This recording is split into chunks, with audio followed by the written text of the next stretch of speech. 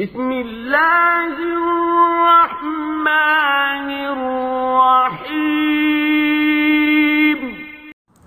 ওয়ালাইকুম আসসালাম রহমতুল্লাহি ওয়া বারাকাতুহু। আশা করছি ভাই আপনি প্রশ্নের উত্তরটা পেয়েই গেছেন।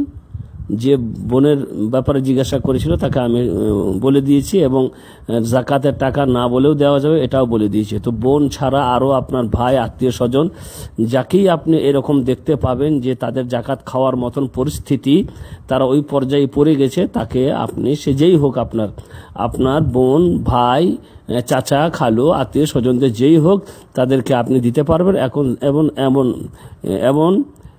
এবং জাকাত না বলেও দিতে পারবেন, মানে জাকাত বলে দিতে হবে এমন কোনো জরুরি নয়। আপনি তাকে দিলেন, আপনি শুধু জানবেন যেটা জাকাতের টাকা, তাদেরকে বলে দেওয়ার কোনো দরকার নেই। আপনার জাকাতও আদায় হয়ে যাবে আর তাদেরকে সহযোগিতাও করা হবে।